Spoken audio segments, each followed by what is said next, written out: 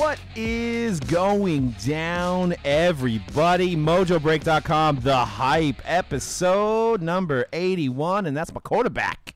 We got a nice show for you guys today. We're going to talk some select football that released today. We broke a couple cases. We're going to talk Impeccable basketball, Harper, Machado, 2019 Heritage Tops Conference, all packed in this 45 minutes. The website's mojobreak.com. You can check us out. And as an announcement, we have one more week for the iTunes contest. We're giving out 3 boxes of Elite Extra Edition. That's 10 hits, chance at Vladimir Guerrero, and more. All you got to do is go on iTunes and leave us a review, good or bad. You can tell us we stink. You can tell us we're great, whatever you'd like. But put your name in there, and you got a chance at winning some Elite. And we'll announce the winners next week on the show. So, Dan, what's going down, dude? How's that tire? It's not great, actually. It's my car is just kind of sitting in my my carport waiting to get fixed. That it's waiting for me to fix it. No one's gonna go do it. I got to do it myself. No, maybe it's just like this TV here that if you just you go back later, maybe you have a full tire. We can only hope. Yeah, we can only hope. But yeah, I don't get it, man. My tire's got like maybe like a month and a half on it. That's crazy, man. Did you go to Calderon? No. I went to Pep Boys. That's crazy. I don't know, man. Give them a bad review on Yelp. No. Scream and cry and get angry. It was probably user error. It's cool. C-Rad, how hard are those nipples for Impeccable today? Ready. He's ready. He's ready to whisper. All night long whispering. Sounds Impeccable day is a great day, and today we're gonna get some Lucas. Sound like you were going into like a speech, like a motivational speech for Impeccable. But we did a couple cases of that today. You're chasing those silvers, those golds, those jersey numbered cards, and those rookie RPAs, and those stainless autos as well. So that's going to be pretty fun. 2 great releases today from Panini that are kind of staples in this hobby. We'll talk about that a little bit more today. I wanted to jump in to talk about Michael Jordan. Who's Luka? We need to talk about Michael Jordan and a recent crazy. If you haven't caught wind of this, Precious Metal Gems, 1997-1998 Metal Universe, Precious Metal Gem Green. Now, how these worked out is that there was 100 of them, stamped 100, but the first 10 are green. So there's only 10 in existence, and this was the first one. And it's altered, so somebody must have tried to get a better grade because these have really bad surfaces. You can see it on our video version. If you're watching on, if you're listening to us on the podcast, go ahead and you can check it out, or you can just jump on this eBay auction. So there's a day left on this eBay auction, and it's at $129,000 for this 1997-98 Metal Universe card. Insanity. Just insane. It's not even close to a rookie year. What does the altered actually mean? Does that mean it obviously, I mean, if it was trimmed, it would say trimmed on there, right? So what constitutes it being altered?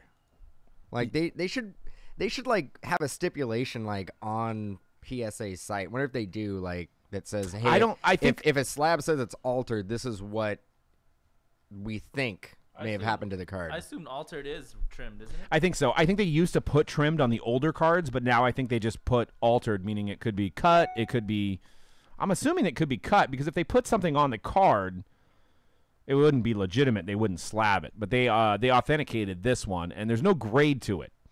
So it's just so crazy, because you imagine there's only 10 of these in existence. Can you imagine back in 1997 and 1998 if a kid bought one and just, I mean, is there really 10 of them that we know where they are? There's probably some that went in the garbage. Think that auction's going to get paid for? Well, what they said, and I don't know how they're doing this, is this same card or a similar card ended at $99,000 and somebody obviously didn't pay. They said that they're vetting all the people. You have to register and log in a specific way on eBay to bid on this. Yeah, they do that for a lot of high-end stuff now where you got to be approved. Approved process. So you can't just kind of shill bid it up. I mean, what does this end at? Does this hit 200K today? Did we see a 200K number to 100 Michael Jordan far from rookie year card? I'm at 150. You're at 150 on your bid? Mm-hmm. 150, baby. 150. $150, right? That's like $100 Lucas that you gotta. It's crazy, man. We have a storage unit. Probably have the other 9 of them. Do we? Yeah. Let's retire. We did buy a storage unit a year ago. I haven't had time to go look at it. Don't Might know. have some We gems. actually don't know what's in there. We don't. have no Could idea. be. We're just waiting for a rainy day. We have nothing to do. Been raining a lot here too. It but has. Just But not there's still a lot to do. not that type of rainy day. Yeah, so yeah, precious metal gem. There's no auto. There's no relic on this card. It's just a green. And what was pivotal is this was the first release of the precious metal gem. So it's historically a very, very, very, very sought after card and considered the holy grail of modern basketball cards, basically at this moment of time. So there's a lot of people that want this in their collection, and that's why you see the price. But that is just freaking crazy. It's crazy that the market is latched onto this subset and this insert, because there was other subsets and other inserts and different releases that didn't really catch on like the precious metal gems. It's weird. And you can kind of say that the precious metal gems are kind of the reason why we have Select, why we have Prism, why we have Chrome, stuff like that, all these colors. Because this was the first, the reds and the greens were the first full bleed colored cards that were on the market. So it's kind of considered the GOAT. And you could just look. There was an Alonzo Mourning, not even graded, and it's one of the reds. So the reds, there's 90 of the reds and 10 of the greens out of the 100 cards that they made of each subject. And I don't know the odds of pulling on a per box basis or whatnot, but there was an Alonzo Mourning that sold for $900, and obviously not a rookie or anything there either. So a lot of people are trying to compare Select Prism 1213 as kind of legendary in a sense where people may start trying to buy up the sets of all the guys because it was the first Prism. So this is known as the first colored card, and Prism will be the first Prism, and after a lot of years it may be looked at as, hey, we'll pay anything for anybody out of that set. So especially the greens and the silvers. So technically there's only 90 reds, right? Because the first 10 are green. Yes. So Cool. but for you pull an Alonzo Mourning number to 100 card out of Select, and that's going to go for $1. You know what I'm saying? So it's just crazy that you have a card like this. But that's the dream, right? That's the dream of collecting, that you have a card that's so sought after that people are willing to pay Lamborghini prices on a single piece of cardboard. I don't know if it's a scan on that card, that Alonzo Mourning we're looking at, but I see some chipping on the edge too. Oh, very common. And you can, I mean, obviously with something that's full bleed and it has that foil and color on the edges, any little like nick on the edge, you're going to be able to see it. Well, that's what they said about those. Because it was the first year, they didn't know how to really print them and not chip them. So out of the pack, out of the sorting machine, out of the anything, they were looking like that, damaged, because they didn't know what they were doing at the time. Let's check out my damage. Yeah, check it out. But yeah, it's pretty cool. If you're listening to this on the podcast, you can just search 1997 Metal Universe Precious Metal Gems on eBay, and you can find some of these cards. And if you search today or tomorrow, you're going to want to probably look at the completed listing to see what that Jordan ended at. That's just crazy. You know what you can do for $125,000? It's in our next buyback. Is it? Yeah. You bought it? Yeah. Dang, I eat ramen for the next year. On Random through all. It's in rare numbers. No, It's not numbered, so it's Breaking gonna be news. random through all hitless. no, it's numbered 6 of 100. Oh, is it? Yeah, so the Okay. first 10 stamped are the ones that are green. So there it is, 129, 7 hours left. That's actually interesting how they did that. I feel like Panini should try that one year where like the first 10 are like golds, and you know what I'm saying? Yeah, And it's a good idea, right? I mean, Instead of having just So 10 the golds red and one, then- the red ones are not numbered. they are, but they're 11 through 90 or 11 through 100. Okay. All right. So, but the first 10 they did green. I wonder if that was a mistake. Like maybe the color didn't come out right and they just ran with it. You know what I'm I saying? wonder what the chances of pulling one of those back in. You know, I was trying to find some info on it, and I couldn't. I was looking to try to find one per case, maybe. I don't know. There's got to be pack One- odds somewhere. One every 100 cases. If we have anybody that collected back then, and I was, a sophomore in high school at that time, I had no money, so I didn't buy any sports cards at that time. Working at Baskin Robbins, scooping ice cream, and I didn't make enough to buy sports cards. But it's a historic set. It's 1997-98 Metal Universe Basketball is the sport's first precious metal gem cards. You can find You guys remember when they first retroed them and those are going crazy? those are going. Yeah, 2013. I think there was one that sold for like $50,000. It was just weren't they in like Fleer? Like Yeah, it was Fleer. Fleer Retro. Yeah. Fleer Retro. The first year it was hot, and then everybody tried to buy the next year, but it tanked. the second year. Yeah, there was a Tim Duncan graded 6 that sold for like 17,000. So that's his 1997-98 his rookie year. So kind of considered a rookie year card, even though it doesn't have a rookie card logo on it. But yeah, it says now all prospective bidders for the card must be pre-approved. Great article on Beckett about this as well. Kind of giving a little brief history, not with pack odds, but a brief history about the card. And I think that's written by Ryan, who's great on there. Ryan Cracknell, good dude, good writer there for Beckett. Lucky to have him. And so, yeah, PMG keeps the dream alive that there's cards, modern cards, and we're not talking about Babe Ruth or Mickey Mantle or anything like that. There's modern cards that can get you a Lamborghini, basically, which is insane to put that in perspective. There's the Fleer Retro. Yep. But I think the PMGs are super hard to pull in there, especially any big name. You can get like a Seth Curry in there, and I don't think they sell for very much, but they do still, like if you get LeBron or Jordan or any of the bigger names, they do go for a decent amount. And I think I want to say they had buyback Jordan, not PMG autos, but buyback Jordan autos that went for a large amount too. I thought that product went way down. Maybe I'm thinking of the following year. You're thinking about the next year. Next year. So like 12-13 was when it blew up because of the Jordan. Yeah, because I remember there was one year the where second year it tanked, dude. It was readily available. 13-14, it tanked. I bet you those Giannis precious metal gems might be worth something now. That's right. Yeah, Giannis. Well, we had some sad news this week in the hobby, and I wanted to kind of link some things up. There was a member of our community that does breaks that sadly passed away way too early. Clay Parks from Sports Zilla Breaks was part of the Aurora, Illinois shooting, and basically got his life ended way too early. And, we're a very small community, so I wanted to put out the GoFundMe for you guys. I'm going to go ahead and link you up in the chat. Basically, he has a very young child who now, obviously doesn't have a father. And it's a GoFundMe for his college. So he was basically doing HR, I guess, at the company, and the guy went and shot a bunch of people up, and very, very, very sad story. I'm sure you guys heard it on the news, but the guy happened to be a breaker, and, like I said, we have a very small niche community of people that do this, and we know most of each other and stuff like that, and we all root for each other, and it's a very strong community. And I'd never met Clay myself personally.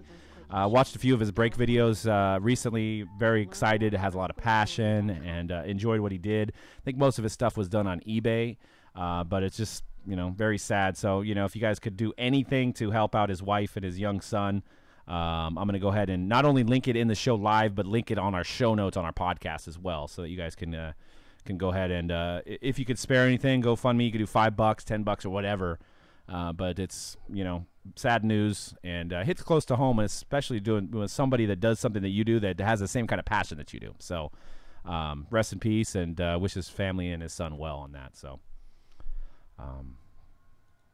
yeah, don't know what else to say. I hate to talk about sad stuff, but hopefully something positive comes out of it. And they've actually got a good amount of money already, and a lot of people have already stepped up, like Blowout and All Sports Marketing and stuff like that, and have donated some money, and they're already more than halfway to their goal, which is great. So I just linked it up in the chat too, so you guys do whatever you guys can and help out his family as well. So I did want to move on to the Topps Industry Conference, which is happening next week. And myself and Dan are actually going to be leading one of the presentations, which is going to be about marketing and just ideas for shops to start breaks. So the reason I'm bringing it up is if any of you guys are going to the show and you're a shop or a breaker and you have any input on what you would like us to talk about, you could send us an email at mojobreak@gmail.com and title it Topps Conference.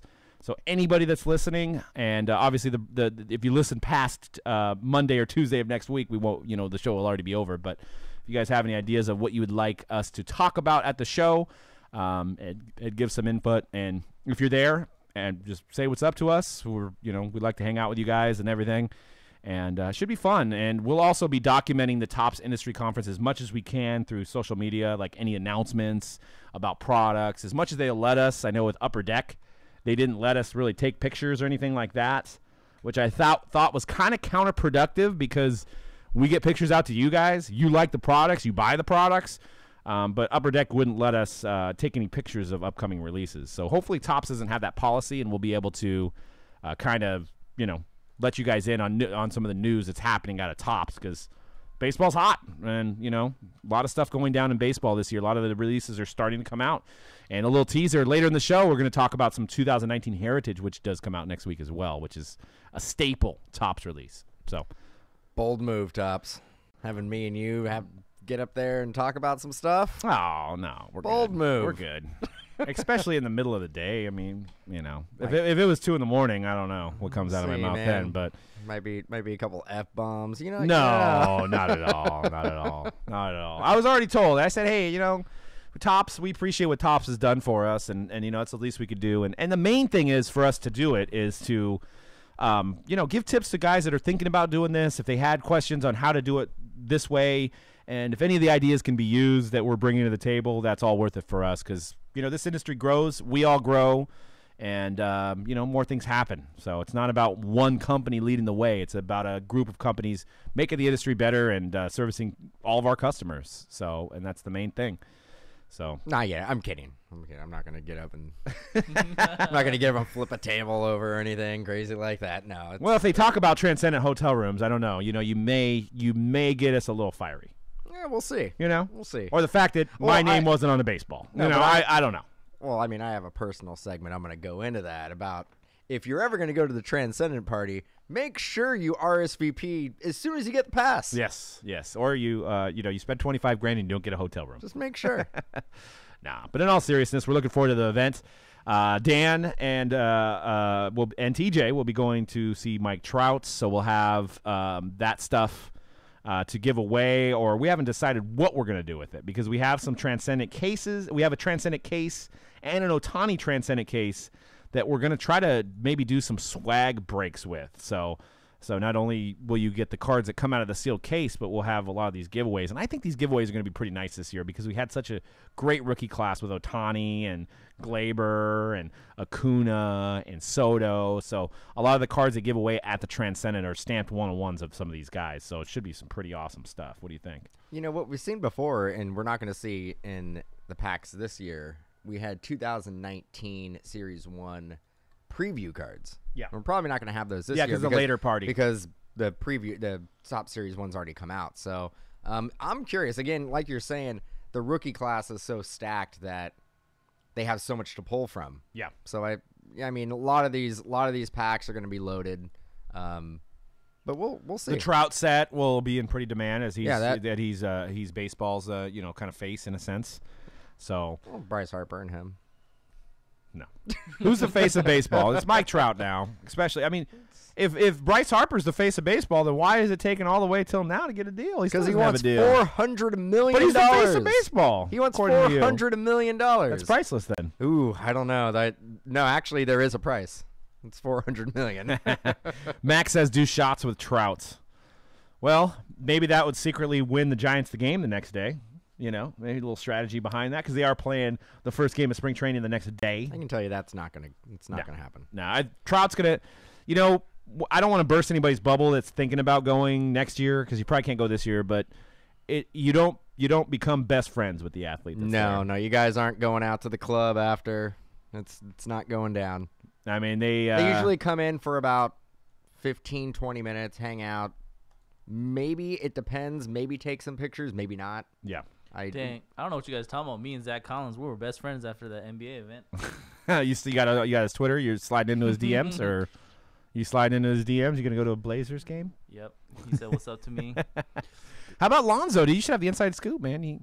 He was nicknaming players when you were breaking with him and everything. He was like Fry-Ree, and he's so comfortable with you, man. Yeah, Lonzo was great, but Zach Collins, that's my boy, best interviewer in the world. He's not a bitch at all, like KD called him. But what's funny is, obviously there's not going to be any case breaking going down at the Transcendent party, but we've done, I think the when it got the most weird, I think, was when we've done case breaks in Arizona during spring training with Panini, and they don't actually know who comes in most of the time, but some guys sporadically come in and sign their Panini cards, and they bring them into this room, and there's usually 4 of us, like us, and 3 other breaking companies, packed into a room, opening up cards in front of a laptop, and the look on some of these guys' faces. I think the one Jonathan Gray from the Rockies came in with his girl, who's good on the eyes, and he looks around and he just sees all these guys opening up cards, and I just swear he mouthed nerds. Nah, yeah, he did not know what was going on. It was just like the weirdest thing. And I'm pretty sure that he did not sit down with anybody. I think he was just taking pictures. Taking pictures. He's like, I gotta go. I gotta get away from these dudes on the computer here. Because he had, he smelled the stinkiest fart when he walked in there, and he seen like, us dudes opening up cards, look like we're talking to ourselves, yelling boom. I mean, it was just like, it was almost like the weirdest thing he'd ever seen. And you get that, like, athletes walk in, and they're like, what are these guys doing, It would probably be cute if it was kids, but it's just grown, bearded men. A lot of us are overweight, opening up cards. So, weird. So, it's weird to the outside world, for sure. But C-Rad bonded with Darnold over Pokemon. Yeah, that's another one of your boys, dude. Got to talk about Charizard.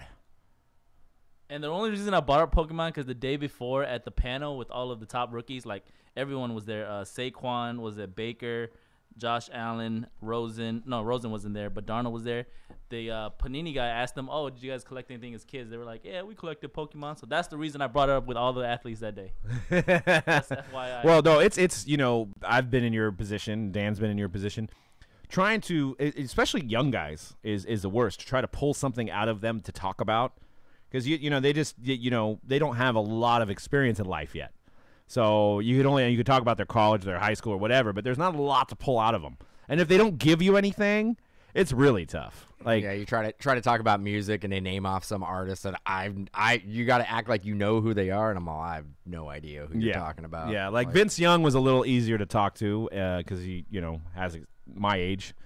But some of the young guys definitely hard to talk to. But those videos are all on YouTube, by the way. So if you haven't, you just tuning in for the first time. We did a break with Darnold, Lonzo, Tatum, Joe Staley, a lot of celebrity appearances on some of our breaks. But I wanted to talk about Manny Machado and also followed up with Harper before we get into these breaks.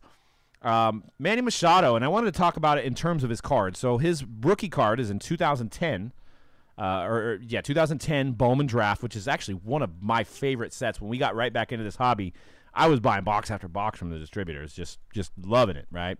And I never got a Manny Machado, but it looks like his Chrome draft auto sells for $340, 9510, and that's his first Bowman. We always talk about it on the show. The first Bowman is always the most valuable auto, so $340.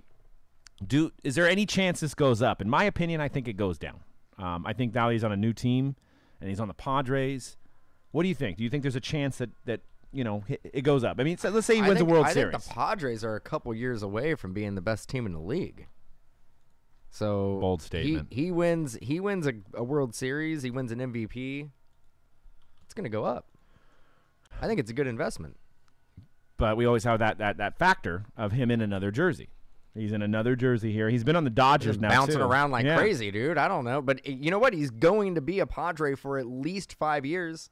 At least 5 years, yeah. 10-year contract, but I think after his 5th year, it's a player option to opt out, which he may and get another, $400 or $500 million. And I was talking about it with you guys yesterday. In our lifetime, are we going to see a $1 billion contract? Oh, yeah. What year? 2025? 2030? Like Zion's gonna get that $1 billion. Is that gonna go down after his rookie contract? You think in the next decade?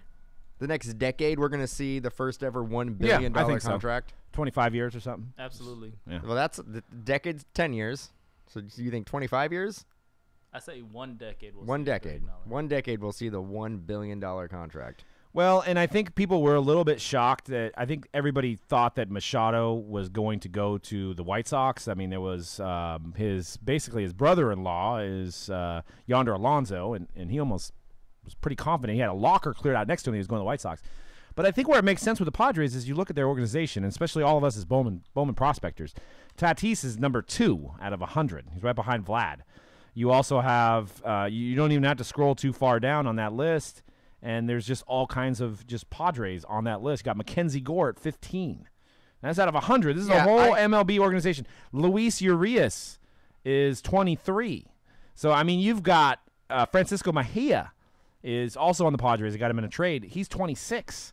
So you've got like 4 guys in the top 25. So on paper, it looks like they've got a pretty strong up-and-coming system. Not saying this year, but in 2 to 3 years, if they keep that farm system intact, they're going to be a force for sure. But and they're doing it the right way. If you looked how the Cubs did it and how the Astros did it, they do it with a solid farm system. And the Giants, really. I mean, you could say the Giants. And look where the Giants are now. Look at their farm system. Their farm system is actually ranked the worst farm system in all of baseball. But when you're winning championships, you don't look at the farm. That's it. You try to keep the momentum going. I guess you trade. Trade the farm away to win now. And I'm saying if the Padres are in it, and say maybe next year they're in it, they may Dylan Overton, nice. They may trade some of their guys, and that's how you deplete your farm system. Is you do one run, you get rid of 3 guys right off the bat for a middle of the order bat or a top of the end rotation. Well, guy. it's what it is. All-star break. If you're in first place, but you have the worst pitching in the league, you're trading for pitchers. I will say that they probably will not be able to move Manny Machado right away if they want to. Not for $300 million. Well, but here's the thing. Name the top 5 Padres of all time. Tony Gwynn. Gwynn. Trevor Hoffman. Okay. Hall of Famer. Yeah. Fred McGriff. He was a Padre, wasn't he? Dave Winfield's Ozzie Smith. He was a rookie. That's what I'm saying. There's not a lot of lineage with the old fathers. No. You got some guys though. You got Gary Sheffield. He was a Padre. Bowman era. What do we got? Bowman era. Like from the 50s? No, Bowman Chrome era. Let me rephrase that. Bowman Chrome, there ain't nobody. So no. They've had some. They've had prospects, but they haven't had. How about your Blanks? Kyle Blanks, yeah. Dylan, who's a Tate guy? Donovan Tate. Tate. Yeah. There you go. Yeah. There you go. Didn't pan out. That was a $100 card right there back in the day. It was. It was actually out of that same year, but it was out of Bowman draft. No, it was regular Bowman. Didn't they draft Matt Bush? I think they drafted Matt Bush. So that's what I'm saying. Have they just been unlucky and they don't get hobby love because they've been unlucky, or do they not have fans? Do they not have people buying up their cards? But then again, none of the performances match up. Ken Caminiti, that's a good one. My grandma actually worked with Ken Caminiti's mom, or grandma. Worked with her grandma. Ken Caminiti won an MVP. He did. Ken Caminiti. He was great at third base. So, but also the other side of the coin is I think what we brought up in the chat here, Eric did, which was a really good point. And I'm looking at it overall.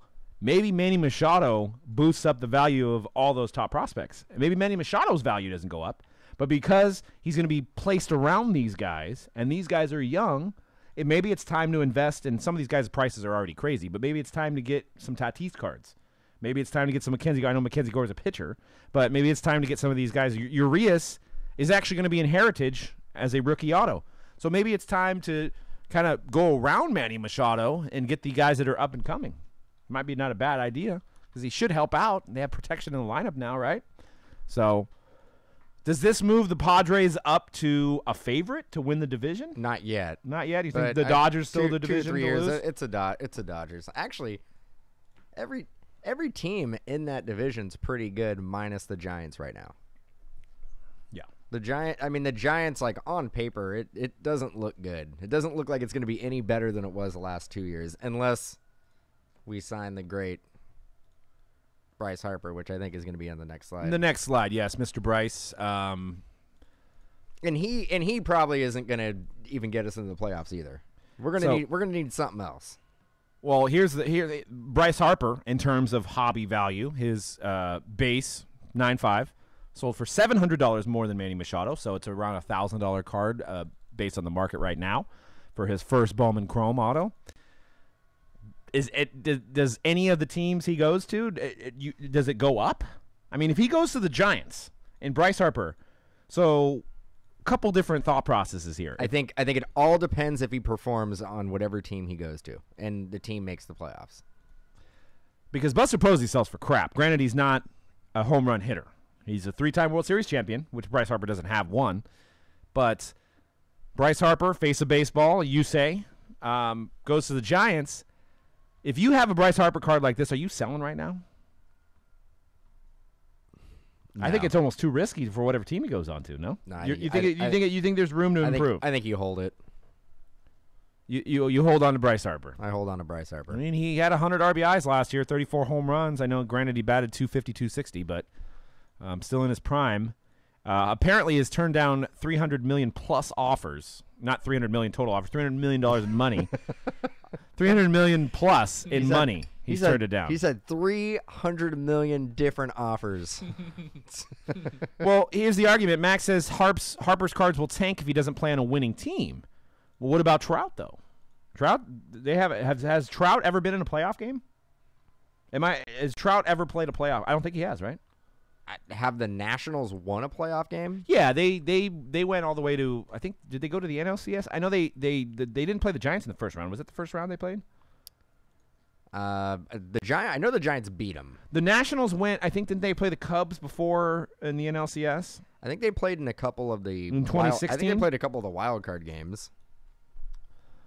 I'll have to look that up. I don't know. I don't remember the Nationals going deep in any playoff run though. Well, they had the Dusty Baker effect, which we love Dusty Baker around here. It's not Dusty Baker is the biggest postseason choker. It's not Dusty's fault. Dusty's gonna be the new Giant manager. Dusty Baker. They're gonna hire him back. Watch. Dusty Baker is, if you look under choke, he's there, and then Kershaw's second for playoff chokers. But yeah, so I mean that's something to consider. If you got a Bryce Harper card, where he lands is going to affect your PC here. If you're PCing Bryce Harper, which was an expensive PC, it still is. What do you guys think in the chat? If he's on the Giants, do you try to sell now before the season starts? If he's on the Phillies, do you sell now before the season starts? If he's on the Padres with Manny Machado, do you hold? And I don't, unless there's another suitor coming in, or I guess if he goes back to the Nationals, that's great, right? That's great for your card. That's probably for the hobby. That's probably the best case scenario. It's for him to go back to the Nationals. Yeah. So, but he's came out and apparently said, and who knows? You got Scott Boras, who's, I think he slimes under doors to get into rooms. He doesn't even open doors; he just slimes right under them. Like, who knows what's really going on? Because he's only got dollar signs in his head. So he's a good agent to have for if you're trying to get a lot of money. But I think he's playing a little bit of games here. Do you think Bryce Harper is worth $350 million? Well, if Manny Machado's got a $300 million contract, then I would say Bryce Harper's worth $350 million. I don't think any player is worth. You asked me before Manny Machado signed, I would say no. But Manny Machado's at $300 million. Bryce Harper's going to get more. Even though Machado's numbers are actually better. I mean, what if Mookie Betts was a free agent this year? One of the highest WARs in the last 20 years. Trout's going to be a free agent in 2 years, I think. Yeah. A possibility that Harper and Trout can end up in Philadelphia. But I don't think anybody at Philadelphia, though. It's another town. I don't think anybody wants to go there. That's why Harper doesn't want to go there. Why would you not want to go to Philadelphia? I don't know. Ask Bryce that. He wants to be on the West Coast. I get why Machado signed in San Diego. I get it. I know they got Geno's $300 million, and then you get to live in San Diego. Right. Oh, dude. Sunny weather. Got great zoo. Yeah. Who? I mean, that was a no-brainer. You're 2 hours from Disneyland. I mean, come on. But Jersey, Philly, you got Geno's. You got Geno's. You do. And you got to compete with Embiid and Simmons over there for the best sports team now, right? What about the Eagles? The Eagles. Yeah. Nick Foles. With the Flyers. Yeah, I mean, he's only 26 years old. That's a good point as well. And, best years are maybe yet to come. We'll see. Down on the average, though. I mean, he had his worst year statistically average-wise. But, yeah, I mean, but it's interesting how just, teams do affect sales of guys. It's crazy because if Harper would have had his best year last year, say he would have hit over 300, 40 homers, over 100 RBIs, he would be signed for $400 million already. Right. I think because he had a down year last year, the teams that are interested in signing him they're scared to pull the trigger on it. I mean, I get it. Like, if a guy hit what did he hit last year? 240 something. I think it was 260, wasn't it? 260 something. That is a guy that like I compared, and it's a tough comparison. But Brandon Belt kind of put up those type of numbers, minus, 15 home runs, but he hit about the same. And a stupid face compared to long luxurious loss. But then I looked at what Brandon Belt made last year, and Brandon Belt made $17.5 million last year. So he batted. That is, you were right. You were 249. So he batted 249. But 249. But he did bat 319. So if I'm a GM, 249. You're all. Is this what's if a contract year isn't going to motivate this guy, and he's going to be the highest paid player ever? What is going to motivate him? Right. Yeah, I don't know. I mean, he gets paid $400 million. You know my theory. And I'd like somebody to pull some stats out here at some point. Obviously, we can't do it now unless there's already an article about it. But how many times has a guy won a home run derby or went deep into the home run derby and then absolutely had a crap season after that? Happened to Judge. Worst season. His rookie season, he had ridiculous amounts of home runs in 2017. Home run derby sucked. Stanton, same thing.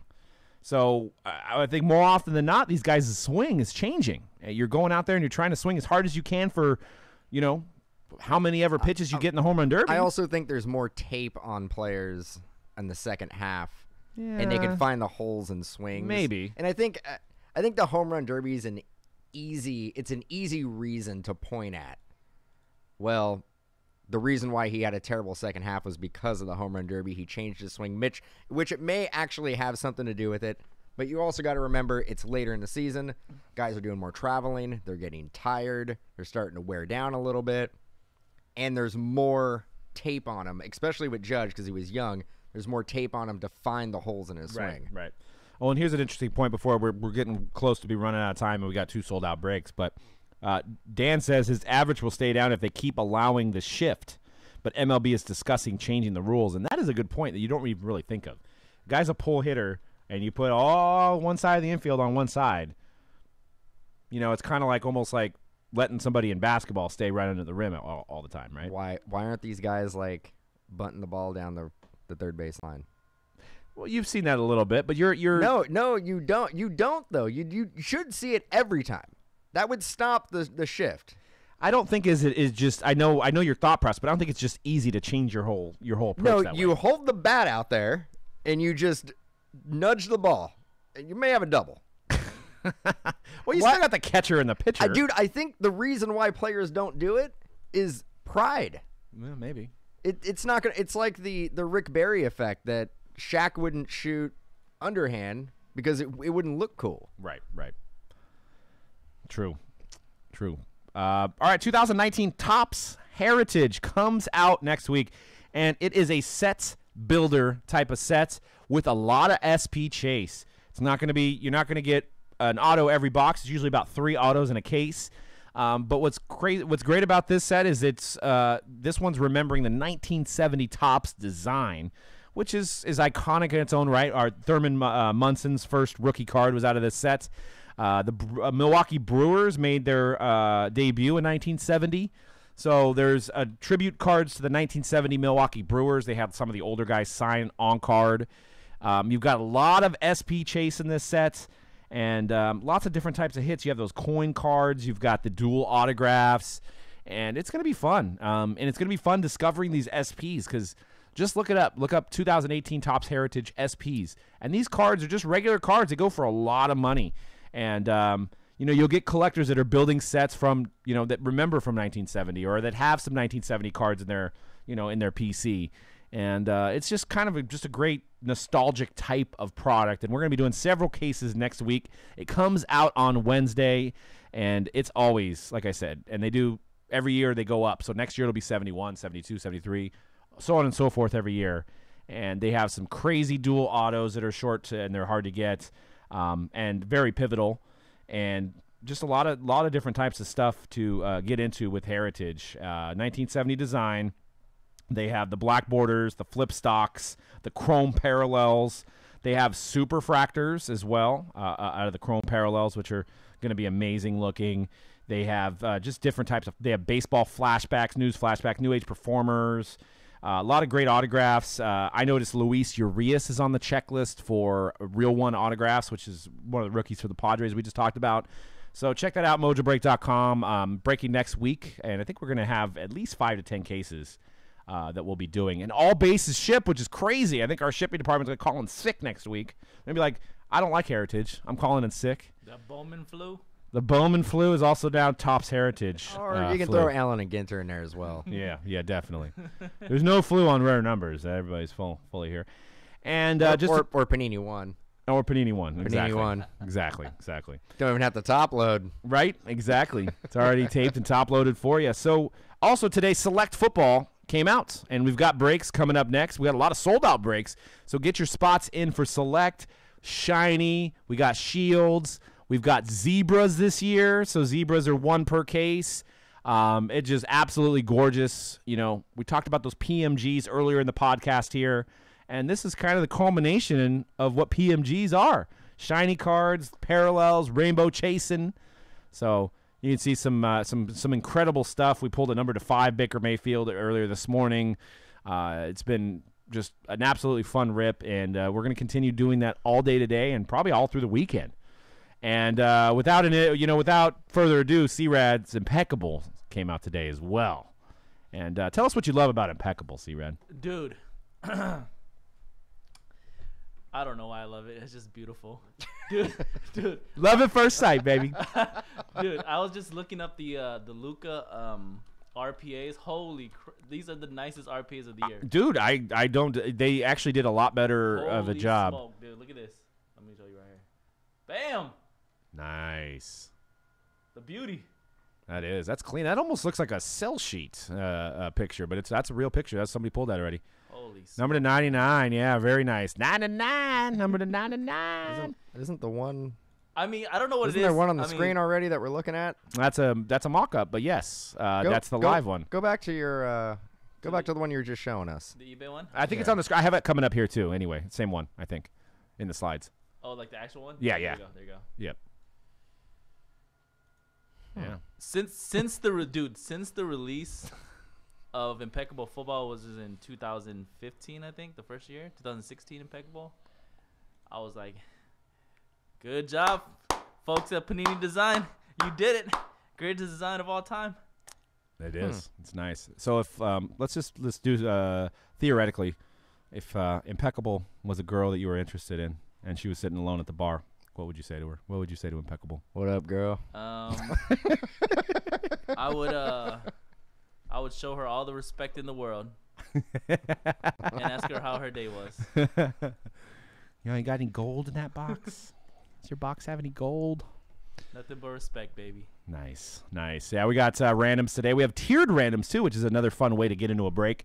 So a tiered random is top 15 value-wise, bottom 15 value-wise. So you're guaranteed a top 15 team at random. So you got a 1 in 15 chance of chasing Luka. And it's 2 teams. It's $108.99 a spot. So, and that's a nice way to do it. Or you could join the randoms at $59.99 a spot as well if Tiers you want are to get sold into out that. today. We got more tomorrow. Oh, okay. Tiered sold out. And I think we have some PYTs available as well. But this stuff is moving fast, and I think it's already $100 more on the secondary market, which is crazy. You're looking at all on-card autos. RPAs, you're looking at those gold and silvers, which you get either 1 gold or silver Troy Ounce cards numbered to 22 or less per case. One of those, which are insane. We pulled a Chris Paul this morning and an Aaron Holiday, I believe. So a rookie one. So, yeah, get in on that stuff, guys. This is one of the – where would you rank this? This is probably in the top 5. I'd say top 5. Top 5 cards for basketball. It's actually became – I think it's a top 5 release for – football too. Football and basketball. Yeah. So It's definitely it's the one product that crosses over beautifully. Yeah, we talk about that all the time. Like, not all products cross over. This one does. Yeah, it does. It does do very well. And it's and you know what? They have the black bordered base this year as well, which is just amazing as well. So looking forward to breaking more of that. So so that's with C-Rad all night. Hey y'all, this is Gary Payton. Hey, mojobreak.com. They just came up. Gotta love that beat in the background. So anyways, that's it for the show. We've got 2 sold-out breaks. Check out Impeccable. Check out Select. We also have Mojo Rare Numbers, which I think we just pulled some kind of ridiculous Jordan Kobe Bryant dual auto on Monday. It was insane. But there's a lot more insane stuff left in the 8 cases that remain that are behind us. See, last week it was up there. Now it's down here. So more Mojo Rare Numbers. And we'll see you guys next week. We'll have some info from Topps next week.